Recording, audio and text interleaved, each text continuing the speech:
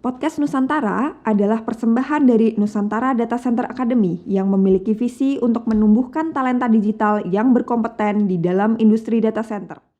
Halo semuanya, selamat datang dan selamat bergabung di Podcast Nusantara by Nusantara Academy. Saya Sari Oktaviani dan saya yang akan memoderatori diskusi kita hari ini. Ini adalah Podcast Nusantara Season 1 episode 1. Dan pada episode pertama ini kami senang banget bisa kehadiran 3 orang narasumber yang super keren dan sudah tidak asing lagi di dunia teknologi informasi dan juga data center. Jadi pada sesi kali ini kita akan membahas hal yang sangat penting dan genting di industri data center. Jadi seperti yang kita tahu bahwa data center ini kan industri yang sedang booming sekali di Indonesia. Investasi banyak masuk, data center baru terus dibangun, dan pada banyak area sudah masuk kategori hyperscale data center. Nah, tapi pertanyaannya dari sisi sumber daya manusia kita yang nantinya diharapkan untuk membangun dan mengoperasikan data center ini, apakah sudah cukup nih kita punya SDM secara kuantitas maupun secara kualitas? Untuk itu, podcast kita hari ini akan membahas secara mendalam mengenai hal tersebut. Dan kami mengambil tema mencapai potensi industri data center Indonesia dengan tenaga ahli dan terampil. Kita bakal bahas dan gali permasalahan SDM di data center ini dari macam-macam perspektif yang kita harapkan saling melengkapi dan akan datang dari ketiga narasumber di sini yang sudah duduk bersama saya. Nah, akan langsung saya kenalkan. Yang pertama di sebelah saya ada Pak Yudi Sutrisno yang kali ini beliau ini adalah Country Director dari PT Yonder Operations Indonesia. Bapak Yudi ini kita undang di hari ini agar kita bisa mendapatkan perspektif dari sisi operator data center. Pak Yudi sudah 25 tahun berkecimpung di dunia teknologi informasi di Indonesia, khususnya di bidang desain, konstruksi, dan operation data center. Beberapa yang bisa di-highlight dari peran beliau yang terkini sebelum bergabung di PT Yonder Operations Indonesia adalah sebagai Construction Manager untuk Amazon Web Service, AZ Zones, Hyperscale Data Center yang beroperasi di 3 area. Beliau juga sebelumnya merupakan General Manager di Bina Data Mandiri dan sebelumnya lagi beliau bekerja di IBM Indonesia memanage berbagai proyek data center di samping lini-lini bisnis IBM lainnya. Nah, yang kedua di seberang saya sudah ada Pak Andi Santoso. Jadi Pak Andi ini sekarang menjabat sebagai CEO PT Sumber Data Indonesia. Pak Andi memiliki background S1 dan S2 di bidang teknologi informasi dan saat ini merupakan kandidat doktor di bidang manajemen sumber daya manusia. Nah, ini kan topik pembicaraan kita mengenai SDM nih, cocok banget nih kita bisa bahas dengan kandidat doktor manajemen SDM. PT Sumber Data Indonesia ini bergerak di bidang Internet Service Provider, Fiber Optic Infrastructure, dan Telecommunication Service. Pak Andi juga sudah tersertifikasi sebagai Project Management Profesional dan sebelumnya pernah menjadi Dewan Pengawas Asosiasi Penyelenggara Jasa Internet Indonesia atau APJI tahun 2015 sampai 2018. Tadi kalau Pak Yudi akan memberikan perspektif dari sisi operator, kita harapkan Pak Andi dapat memberikan insight dari sisi user dan juga dari sisi asosiasi. Nah, yang terakhir, last but not least, ada Pak Edwin. Pak Edwin Pramudita Wikanta yang saat ini menjabat sebagai General Manager di Red Engineering Indonesia. Pak Edwin ini akan memperkaya diskusi kita dari sisi konsultan data center. Pak Edwin adalah lulusan dari S2 Electrical Power Engineering dari Nanyang Technological University Singapura dan untuk pekerjaan terkini banyak berkecimpung di proyek-proyek dengan kategori hyperscale data center dan 15 tahun terakhir mengerjakan proyek dengan tipe billion of dollars. Beliau juga saat ini merupakan pengurus pusat dari Persatuan Insinyur Indonesia dan juga aktif menjadi dosen. Oke, jadi saya sudah mengenalkan 3 narasumber kita. Mungkin langsung saja nih kita mau mulai diskusi kita. Tapi mungkin kita awali dulu dengan membahas hal yang lebih general ya Bapak-bapak mengenai bisnis data center. Nah, ini nih saya pengen tahu sih sebenarnya bagaimana posisi strategis data center kita saat ini di dalam koridor akselerasi transformasi digital nasional dalam mungkin 3 tahun terakhir. Saat mulainya ada pandemi COVID gitu ya. Mungkin kita bisa berikan kesempatan kepada Pak Yudi dulu, silahkan Pak Yudi. Sorry, terima kasih Bu Sari. Iya. Jadi Sebetulnya kalau tadi disebutkan pandemi COVID itu menjadi satu token bagi semua orang. Mereka menjadi aware bahwa dependensi kita sama teknologi itu luar biasa. Salah satunya, ya. Ketika terjadi pandemi, saya harus kerja dari rumah. Ternyata saya tidak punya satu kapasitas networking yang baik untuk bisa bekerja dari rumah dan lain sebagainya. Sehingga fasilitas-fasilitas seperti data center itu menjadi satu faktor utama. Selain bahwa penduduk Indonesia yang luar biasa besar dan pengguna internet yang di atas 80%, itu menjadi satu faktor utama bagaimana perusahaan-perusahaan, terutama perusahaan-perusahaan global, berlomba-lomba. Mereka lihat tidak hanya Indonesia, tetapi Southeast Asia ini menjadi satu barometer buat mereka, dan salah satunya yang menjadi poin adalah Indonesia. Sehingga transformasi digital itu yang didengung-dengungkan di mana-mana menjadi satu poin utama juga untuk kemajuan teknologi di Indonesia. Oke, Pak Andi, gimana nih Pak Andi kalau posisi strategis data center dari sisi ISP? Ya, menggarisbawahi Pak Yudi ya tadi terkait sama COVID, di mana COVID ini memang menjadi titik tolak orang yang tadinya itu tidak concern terhadap dunia ICT. Kemudian ketika COVID berlangsung, semua akhirnya mendewakan ICT. Untuk apa? Untuk menyelesaikan masalah-masalah yang di dalam pandemi COVID ini kita terhalang. Jadi dimensi ruang, waktu, dan jarak itu selesai dengan ICT. Oke. Jadi Pak Andi sangat setuju ya berarti tadi data center ini Betul. sangat strategis. Gimana nih Pak Edwin nih? Apakah juga sepakat dengan dua pembicara yang lain? Sepakat, tapi saya ada point of view gimana dalam engineering. Mungkin sebelum, saya ingat waktu tahun 2007 saya pernah berbicara dengan mungkin pemerintah kita pada saat itu bagaimana untuk nge-boost dari sektor teknologi, dari sektor engineering. Dan yang selalu kita sampaikan, digitalization is the key.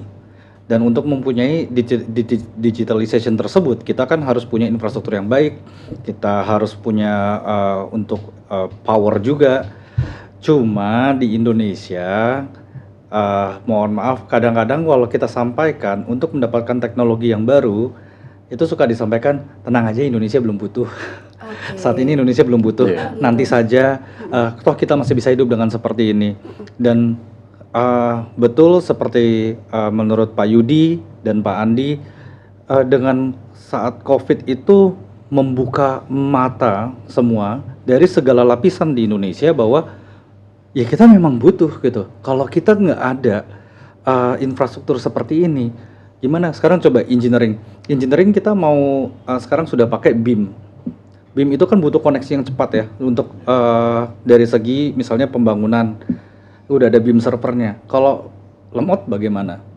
Terus orang semua telepon juga tidak pakai telepon biasa lagi, udah pakai WhatsApp.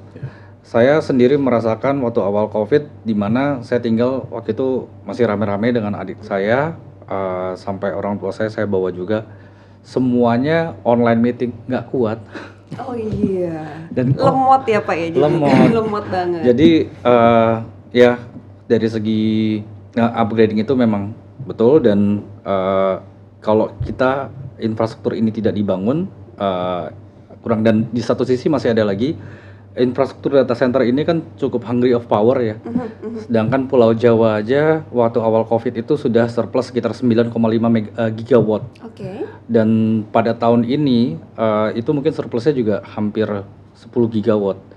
Kalau project-project esensial ini terjadi, dan kalau misal tidak ada absorb, jangan absorbnya sesuatu yang berguna. Kalau misalnya ada data center seperti ini, itu akan menjadi betul-betul manfaat bagi seluruh Indonesia. Kurang lebih begitu. Oke. Jadi masih memungkinkan ya dari supply powernya untuk bisa diarahkan, disalurkan menjadi data center gitu ya Pak ya? Mungkin banget. Masih mungkin banget ya. Sekarang kalau nggak disalurin ke EV ya ke data center. Oke, alright. Regulasinya. Baik, jadi karena itu tadi mungkin ya kita ada supply power, terus juga ada kebutuhan. Jadi kita lihat nih bersama-sama bahwa everybody is building and they're building fast untuk data center ini. Apakah mungkin kita akan sampai ke posisi oversupply nih di tahun 2025? Apa menariknya sih bisnis ini? Gimana Pak Yudi? Kalau disebut oversupply sih memang seperti kejar-kejaran gitu ya. Jadi teknologi dengan pertumbuhan manusia dengan pertumbuhan kebutuhan itu mereka semua berbanding lurus, saling mengejar. Jadi menurut saya kalau oversupply itu mungkin saja terjadi. Seperti kondisinya kalau misalnya saya terangkan mungkin 2 tahun ke belakang kita bisa dengar dan banyak sekali orang mencari tenaga ahli data center. Banyak sekali perusahaan-perusahaan yang masuk di Indonesia untuk bikin data center. Sebetulnya kalau tadi disebutkan ada beberapa pemain besar, mereka punya rencana udah 5-6 tahun yang lalu, tapi baru direalisasikan beberapa tahun yang lalu. Jadi oversupply itu menandakan bahwa mereka itu ready. Jadi yang kalau mungkin yang dapat saya sampaikan untuk para pemain data center lah, mungkin lokal atau global, Anda harus mulai dari sekarang.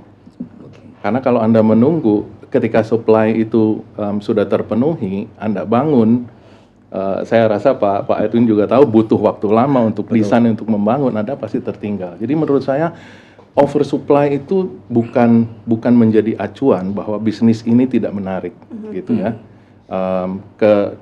Kemudahan bisnis yang didukung oleh pemerintah, peraturan pemerintah membuat bisnis ini sangat menjanjikan di kemudian hari. Jadi menurut saya oversupply itu nggak menjadi patokan atau menjadi perakiraan orang bahwa 2025 ini akan oversupply gitu. Padahal kejadian-kejadian yang kita lihat menuntut kita untuk selalu bertambah. Dependensi kita sama teknologi semakin hari semakin banyak. Orang-orang boleh katakan kita startup semua. Di mana ada startup yang tanpa teknologi? Nggak ada, Pak. Betul. Ya. Betul banget. Oke. Nah, kalau dari sisi konsultan nih, apakah ada prediksi oversupply, Pak, di beberapa tahun mendatang? Saya rasa saya sepakat seperti yang disampaikan Pak Yudi. Oke, kita buat perbandingan ya. Waktu tahun 90-an, kita butuh internet tuh seperti apa sih? Kita cuma pakai dial-up ya, Pak. Itu dari yang cuma berapa tuh? 16 kbps. Sampai dulu kalau kita punya 1 mbps itu bangganya minta ampun gitu kan. Karena kebutuhan data kita sedikit. Sekarang mungkin rata-rata rumah, saya baru pindah ke satu klaster yang baru. Itu rata-rata kan terbagi ya, rumah yang biasa sama yang rumah yang besar. Rumah yang kecil-kecil itu saya lihat mungkin hanya sampai 60 meter persegi lah tanahnya. Mereka rata-rata tuh butuh 20 sampai 25 Mbps subscribe ke internetnya. Tapi kalau rumah yang mungkin udah di atas 150, kebutuhannya beda. Ya, penghuninya lebih banyak, terus jenis kebutuhannya berbeda. Mereka akan butuh mungkin mereka udah subscribe yang dari 75 ataupun 100 Mbps. Nah, kita ngomongin lagi misalnya tadi saya sempat ngomongin BIM. BIM itu dulu cuma upload GIS kecil-kecilan, tapi sekarang itu kalau kita mengerjakan konstruksi secara berbarengan itu butuh datanya luar biasa. Kalau itu baru untuk dari BIM. Sekarang kita nyetir, jangan EV. EV itu sekarang sudah kita bilang merek T lah. Dari Mas Elon ya kan? Dari Mas Elon itu kan sekarang sudah pakai autonomous di luar negeri. Indonesia harusnya bisa. Kebutuhan datanya akan banyak. Dan kita dengan 270 juta, kalau kita ngitung aplikasi yang paling banyak dipakai apa? WhatsApp. Dan ada satu research dari salah satu klien saya yang sangat lucu lah. Dia bilang, kamu tahu nggak dari 270 juta, kita cuma untuk nge-gateway WhatsApp aja, kita bisa untung besar. Kenapa? Orang Indonesia itu grupnya banyak banget. Apalagi bapak-bapak ya kan, sharing video di grup semua taruh aja, ibu-ibu juga kan. Bener. Jadi trafficnya pasti akan butuh. Dan kapasitas videonya pasti akan semakin besar. Belum lagi kaum milenial. Kalau milenial tuh senangnya apa sih? Game kan. Yang kemarin sempet down, diblokir ya sementara sama Kominfo, Steam itu. Itu kan banyak yang stres itu kan. Karena kenapa? Orang main apa? CO. Saya ngeliatin mahasiswa saya, COD, ada misalnya PUBG. Itu bandwidthnya kan atau streamingnya butuhnya kencang sekali. Jadi seiring perkembangan teknologi semakin lama semakin naik, dari hardware-nya pasti akan naik, software akan naik, dan koneksinya juga pasti akan dibutuhkan untuk lebih besar ataupun lebih stabil. Oke, baik. Aku mau tambahin tadi mengenai oversupply juga. Jadi saya cuma mau sharing berbagi pengalaman dulu. Tahun 2008 itu saya bangun data center pertama dengan kapasitas 1 mega. Pada saat itu orang bilang, waduh, 1 megawatt ya? 1 megawatt. Iya. Itu orang bilang, buat apa kamu gila? Ya, benar-benar. Nggak ada bisnis. Cuma 1 mega loh Pak. Ya. Tapi tadi yang saya bilang, Anda harus ada di readiness level untuk siap. Anda tidak bisa menunggu ketika pasar itu mempunyai kebutuhan, demand pasar itu Anda baru mulai. Jadi bisnis ini sebetulnya benar-benar bisnis to the future. One step ahead. Ya? Betul. Itu sih. Saya setuju Pak. Jadi dari segi konsultan ya Pak, yang saya lihat kalau sudah ada pemain-pemain yang memang ahli pada bidang ini, mereka buatlah readiness-nya tadi. Tapi banyak juga sekarang saya lihat orang yang pingin I want to eat that cake also. Tapi mereka bukan pemain bidang teknologi. Mungkin ada yang pemain properti, pemain atau pemain industri pingin membuat data center. Dan begitu datang ke konsultan, Pak kita mau bikin data center. Ya, Bapak mau gimana? Kapasitasnya mau berapa? Buat Mas bisa nggak kalau saya buat data center, kliennya siapa ya? Jadi Pak, pengen aja. Pengen. Aja. Terus Mas desainnya berapa? Jadi mereka tidak tahu apa yang mereka inginkan. Oke. Dan yang menjadi pemenang itu biasanya pionir dan yang orang sudah siap. Betul Oke, banget. Oke, Kalau silakan, Pak. kalau dari kacamata saya tadi waktu pertanyaannya adalah apakah ini nanti akan jadi oversupply? Menurut saya tidak. Oke, Bahkan beda nih. kurang supply. Kurang supply. Kenapa begitu? Kita lihat dari data survei ya, Februari 2022 itu masyarakat Indonesia kita ini kan totalnya 278 juta jiwa. Pada saat Februari itu dari hasil survei itu ada 314 juta device. Itu artinya apa? Satu orang itu bisa memiliki 1 atau 2 device. Oke. Kita kembali lagi ke pribadi kita ini. Ketika kita mainan handphone, kita foto-foto, kita misalkan apa namanya? Kita nih podcast gitu kan, add klik gitu kan. Terus kemudian kita share, seret gitu. Itu kan 1 mega, 2 mega byte. Ya. Berapa? Ini tadi kan ada 314 juta manusia yang megang handphone, nomor itu. Nah, itu menghasilkan berapa megabyte per second. Nah, itu kan butuh storage. Betul. Gitu. Nah, itu satu. Yang kedua, saya sempat diajarkan sama salah satu senior di bidang telekomunikasi, tokoh Indonesia lah, bahwa kue telekomunikasi di Indonesia ini terlalu besar untuk diperebutkan. Oke. Nah, itu yang menurut kita bahwa setiap kali kita beraktivitas hari-hari kita nih, contoh kita tadi ke sini ada, saya dari Cibubur kemudian datang ke sini, itu kan pakai Google Map. Google Map itu mulai dari saya start sampai di sini, itu kan menghasilkan titik-titik koordinat. Betul. Dan itu disimpan terus sama Google. Nah, berapa byte yang kita hasilkan setiap detik gitu. Nah, itu butuh storage itu. Nah, storage itu adanya di data center. Nah, itu yang membuat kenapa saya bilang tidak akan pernah terjadi oversupply. Kenapa? Karena tadi seperti Pak Yudi bilang bahwa kita ini kejar-kejaran sama teknologi. Dulu mungkin kita internetan itu pakai HTML gitu ya, bukanya itu kan www ini. Sekarang kan udah aplikasi udah serat gitu kan.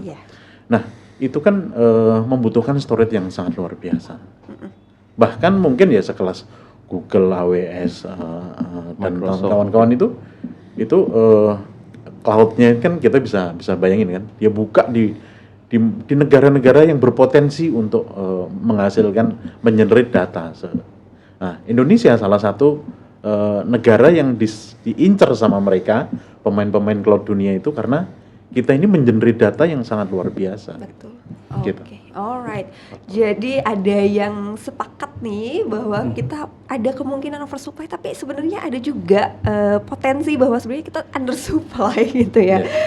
Nah, tapi kita mau ngomongin misalnya kita berbicara mengenai ekosistem data center nasional sendiri nih. Apa sih hal yang terpenting yang diperlukan untuk membangun industri ini di luar sisi pembiayaan supaya berkelanjutan nih Pak kita nih? Gimana Pak Yudi dulu mungkin? Mungkin kalau misalnya kita bicarakan berkelanjutan, saya sebetulnya balik ke apa yang dilakukan oleh Nusantara Academy lah. Ya. Jadi mempersiapkan orang-orang itu untuk di sana. Tadi begitu saya bilang awal-awal bagaimana mencari orang yang punya feature bisnis, bahwa data center itu Anda harus mulai sekarang to become ready by the time they need it, gitu kan, pada waktu mereka memerlukan.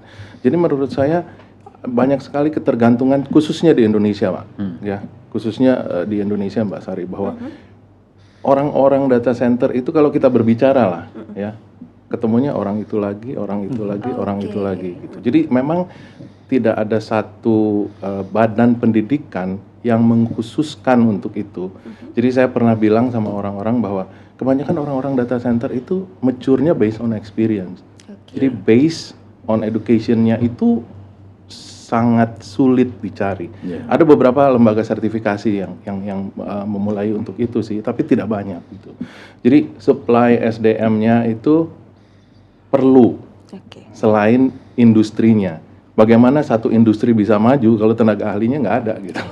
Iya, betul banget. Gimana kalau Pak Andi nih, apa Pak yang dibutuhkan nih Pak supaya industrinya berkelanjutan? Oke, sebelum kita bicara mengenai SDM-nya, saya mencoba review beberapa waktu belakangan ya. Mungkin 10 tahun, 5 tahun sampai setahun terakhir ini, di mana sering kali terjadi data center ini fail. Jadi pernah ada satu data center di dekat cyber lah gitu.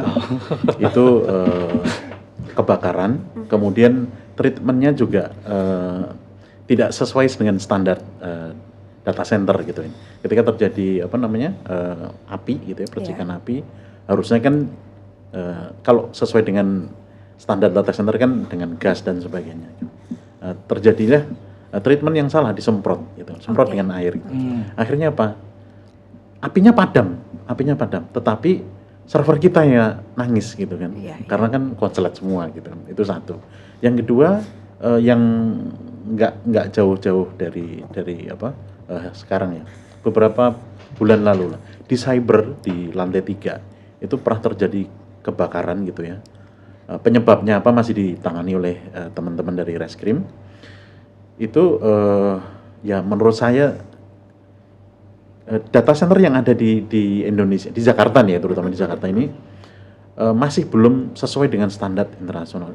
Mungkin bisa dikatakan bukan data center ya, rumah server kali ya, rumah server. Sehingga tadi kalau ngomong SDM gitu ya, bahwa kita ini ada ya, rumah server tadi itu ada itu karena memang didesak oleh kebutuhan. Tetapi apakah kita menggunakan kaidah-kaidah data center yang benar? Ya masih tipis-tipis gitu ya. Kita lakukan itu. Nah, mungkin kalau 12 tahun yang lalu saya pernah ke Singapura di Equinix gitu ya. 12 tahun yang lalu aja mereka sudah menyiapkan begitu proper data center ini gitu. Nah, sementara di kita ini kemarin masih terjadi kebakaran yang menurut saya sebuah kekonyolan gitu. Gitu kira-kira begitu. Jadi kebutuhan SDM ini di Indonesia ini masih kalau skala 1 sampai 100 gitu ya. Kita 1% aja belum terpenuhi gitu. Jauh banget ya Pak ya. Jadi tadi ya berarti walaupun misalnya ada pembiayaan udah bisa bangun, ternyata kalau kebakaran tidak bisa diatasi dengan baik, itu berbahaya banget. Betul, ya Pak. Gimana nih dari Pak Edwin nih Pak, apa yang penting nih Pak untuk keberlanjutan industri data center ini? Pertama kita lihat dari regulasinya. Di Indonesia itu kita pertama harus mempermudah investasi. Karena kenapa? Kalau kita mau bikin data hyperscale, dia kan akan butuh misalnya 150 kV substation ya. Kalau dia aturan PLN itu 27,9 sampai 30, kalau udah di atas 30 megawatt kita harus membuat 150 kV. Kenapa beberapa klien saya contohnya akhirnya mereka lebih lari ke udah mau bikin di Indonesia, tiba-tiba mereka pergi ke Malaysia, ke Johor. Karena kenapa? Mereka nggak perlu mengeluarkan investasi yang begitu besar dalam membangun, apalagi untuk powernya, dibandingkan di Indonesia. Nah, belum lagi proses-prosesnya cukup belibet lah kalau di Indonesia. Tapi menangnya apa? Mungkin harga tanah di Indonesia, habis itu mungkin man hour-nya lebih murah. Ya.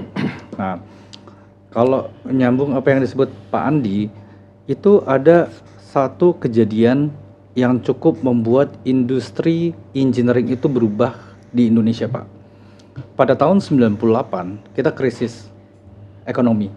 Waktu krisis ekonomi itu apa yang terjadi agar perusahaan engineering itu bisa hidup? Mereka dinilai harganya per meter persegi, Pak. Oke. Apalagi untuk proyek komersial. Kita bisa tanya hampir ke seluruh developer di Indonesia. Bapak mau bikin gedung, ya harga Bapak per meter persegi berapa? Nah, konsep tersebut itu kadang diaplikasikan ke data center, Pak. Jadi memang saya mau bikin data center, terutama mungkin mohon maaf kalau misalnya lokal, Pak, akan ditanyakan Bapak per meter persegi berapa. Sedangkan saya bilang ini suatu critical facilities, itu tidak bisa dinilai seperti itu. Nah, standar-standarnya kadang perusahaan lokal, ya sudahlah kalau kita mau match harga tersebut, berarti akan ada value of engineering, berarti akan ada yang dikurangi, tidak sesuai standar dan sebagainya. Akhirnya hal-hal tersebutlah yang akhirnya bisa membuat tadi kok kurang ya, gitu kan. Nah, kalau SDM, saya setuju sama Pak Yudi nih. Saya ngerasain waktu kemarin baru sidang, Pak. Sidang suatu data center mau bangun kan mesti ada IMB kan. Ditanya, Mas Edwin, kalau mau bikin data center ini Mas Edwin dalam proses konstruksi butuh berapa? Kita hitung, dari kontraktor juga menjawab sekitar 1.500 sampai 2.000 orang, Pak. Oke. Banyak. Wah, seneng dong. Pengujinya, dia tanya lagi, saat beroperasi Bapak butuh berapa orang? Yang jawab owner, Pak, 20 orang. Terus, loh kalau gitu tidak memberikan kontribusi, bisa nggak kita ambil dari masyarakat sekitar? Jawabannya tidak bisa. Kadang kenapa? Tidak tersertifikasi, tidak ada berpengalaman. Dan akhirnya apa, Pak? Biasanya kalau ini ada proyek baru, Pak, orang yang lama kata Pak Yudi kan itu aja, Pak. Dibajak pindah ke sini, ya kan, terpindah lagi ke sini. Iya, oke. Jadi banyak banget nih apa ya yang harus kita fokuskan kalau kita mau membuat industri ini berkelanjutannya dari sisi SDM-nya, tadi dari sisi regulasi, kemudian dari sisi standarisasi ketika sudah beroperasi gitu ya, Pak ya. Nah, ini saya mau nanya dari Pak Andi nih, Pak. Kalau kita berbicara dari sisi user atau pengguna seperti Bapak yang punya ISP, berdasarkan pengalaman Bapak, apa saja sih yang menjadi pertimbangan para user dalam memilih suatu tempat selain location dan facility, Pak? Mulai dari ketersediaan infrastrukturnya, kemudian infrastruktur power, infrastruktur telekomunikasinya. Kita bilang sustainability business ya. Sustainability business itu adalah, Tapi ada yang nggak sesuai standar, Pak. Kadang-kadang ada yang bikin below tier atau Tir-tiran nih. atau tir-tiran.